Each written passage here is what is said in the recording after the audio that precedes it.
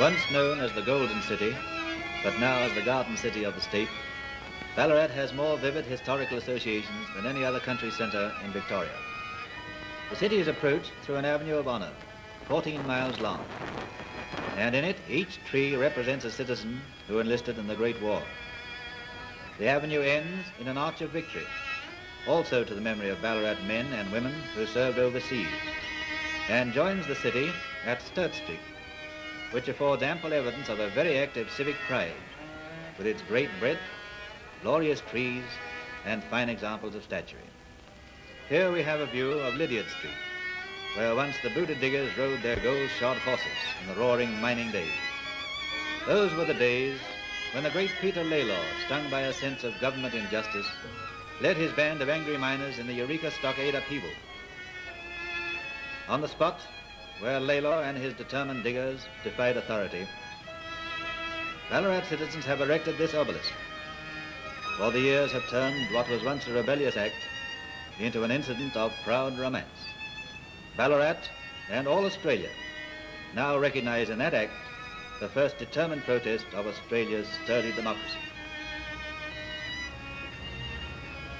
Ballarat is famed also for its statuary, its city hall, and its post office building surrounded by shady trees. What a contrast to this unlovely relic of the past. Earth torn and honeycombed and made unfruitful by man in his feverish search for gold. Yet the search has not quite ended, and since the recent gold revival, the very streets, as we see here, have again been torn up by eager miners. Treasure before traffic is the slogan of these modern gold diggers. Ballarat, originally a quiet pastoral area, suddenly became world famous when gold was discovered there on August the 25th, 1851. 30 ounces being found on the first day. And this column marks the spot where the first nugget was unearthed. Record nuggets were discovered later, and here is a model of one of them. They used that as small change in the digging days. Imitating London, Ballarat too has its old curiosity shop. This unique house, with its grounds, was devised by a plasterer named James Warwick nearly 40 years ago. It took him many years to complete this quaint edifice, and the walls are covered with all manner of curious odds and ends. Old bits of china and 10,000 other strange scraps of flotsam.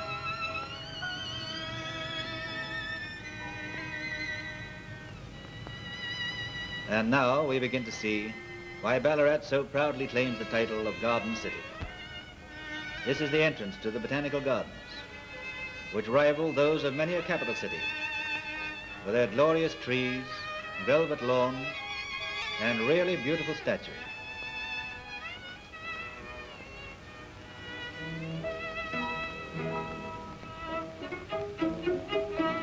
In these gardens, civic Ballarat has gone far to make amends for the affront to nature perpetrated in the digging days. Here, in later days, they have wrought in beauty for the sake of their pride, where men once wrought in ugliness for the sake of gold.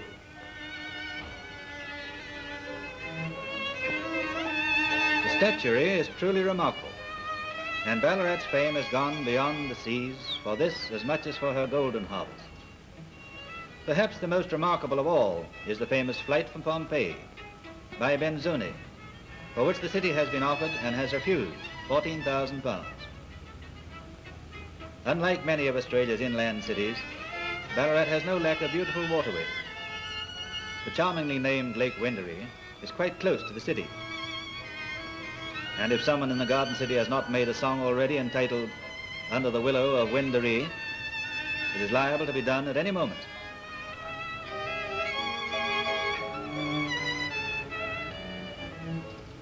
Ballarat waxes lyric over its water reaches and its placid lake. Here where the rude diggers once washed their gold and their shirts, now ply small steamboats and pleasure craft of every description.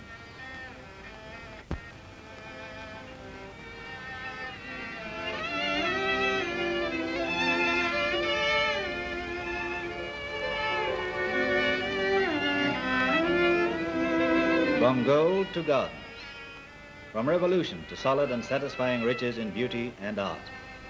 This is the history of Ballarat.